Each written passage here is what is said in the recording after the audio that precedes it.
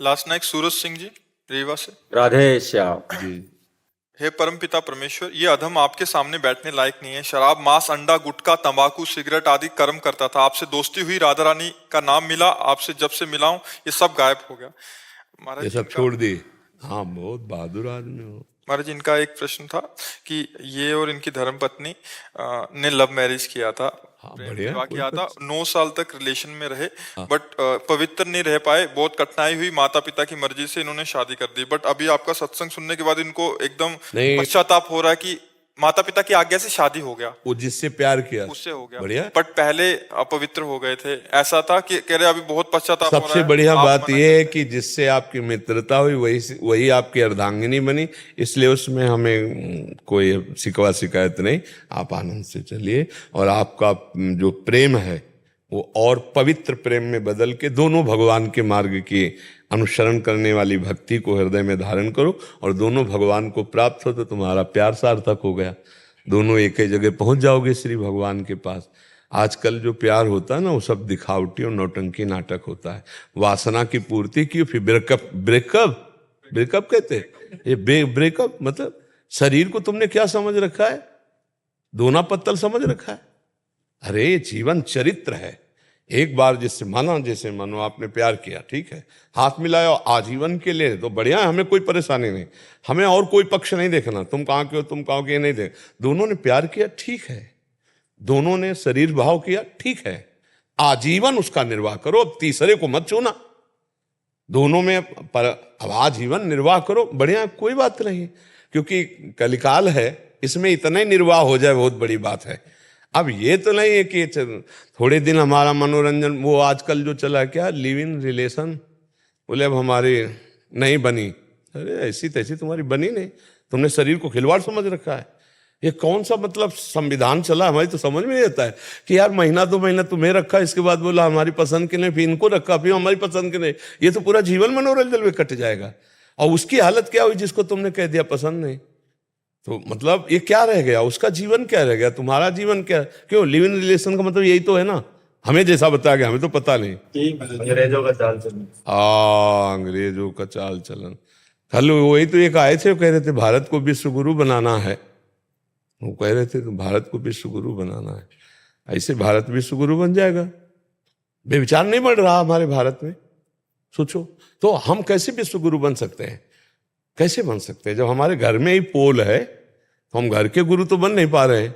विश्व को अपने प्रताप से, जैसे विवेकानंद जी गए ना तो कुछ मिनट तक सबको समाधिस्थ कर दिया, शून्य पे स्थित कर दिया।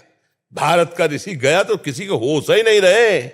और ये कहा मेरे बहन और भाइयों अंग्रेजी से ना, तो सबके चित्त में ऐसे लगा कि एकदम लूट लिया।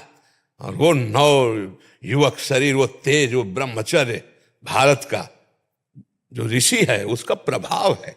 तब सबने माना कि हाँ विश्व गुरु के लिए तो मतलब, तो हमें लगता है कि प्रेम निषेध नहीं, हम भी नहीं करते, इस बात का निषेध नहीं करते। दोस्ती करो लेकिन आजीवन के लिए करो, ये हम पहले से कहते चले आ रहे। हम दोस्ती का निषेध नहीं करते, लेकिन तब तक जब तक तुम्हारा ये निर्णय पक्का ना हो जाए कि तुम दोनों दोस्त आजीवन एक साथ रहोगे, तब तक उसको पवित्र रखो। अगर कहीं तुम्हारा मन बदल गया तो वो पवित्र जीवन लेके दूसरे की सेवा में तो जा सकती, वो अपने अनुकूल वर्ण कर सकती। आप फिर इसके बाद जब तुमने शरीर का प्रयोग कर लिया, फिर अब तुम्हारी पसंद नहीं रह गई, फिर तो तुम्हारे को स्वीकार ही करना होगा। ये नियम होना चाहिए। अब जो चल पड़ा है कि भाई हमारी पसंद, और लव मैरिज करने के बाद 1 साल के बाद तलाक, ये लव मैरिज किसे कहते हैं? क्या मतलब हुआ तुम्हारे लव का, तुम्हारे प्यार का, कि 1 साल रहे इसके बाद दोनों में झगड़ा हो, दोनों में तलाक? कैसा लव मैरिज भाई?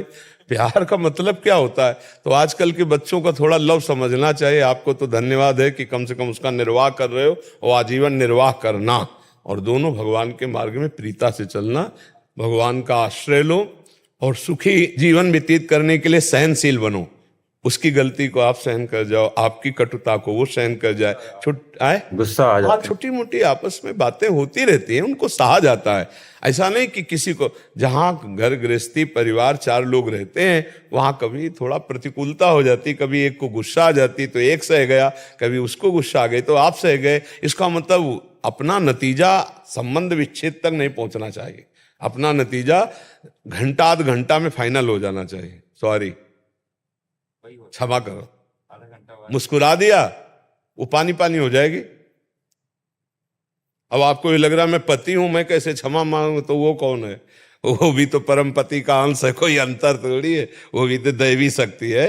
जब आपसे गलती हो गई तो आप राधे श्याम, उनसे गलती हुई तो आप, तो बढ़िया प्यार में जिंदगी। और गलती क्या है, थोड़ी थोड़ी मन की प्रतिकूलता को तो सहना चाहिए एक दूसरे से, और नाम जप करो, बढ़िया चलो। सच्चे वीर यही हो कि अपने अंदर के विकारों को मिटा दें, हैं? जैसे काफी बातें आप बताए कि हमने छोड़ दी, अब अंदर की और बातें जो अध्यात्म में विघ्न डालने वाली, धीरे धीरे उनको समझते हुए, त्याग करते हुए, भगवान की प्रसन्नता ही, भगवान का साक्षात्कार ही मानव जीवन की पूर्णता है। यही पूर्णता है। राधा राधा नाम जपता आपका बस। हाँ, बस इसी से सब हो जाएगा। अब देख लेना। ज्ञान मूलम गुरु मूर्ति, पूजा मूलम गुरु पदम, मंत्र मूलम गुरु वाक्यम, मोक्ष मूलम गुरु पदम। हाँ, अगर इतना दृढ़ भाव है तो श्री जी अपने आप सब पार कर देगी। उन्हीं की करुणा के सहारे अपने लोग हैं जी।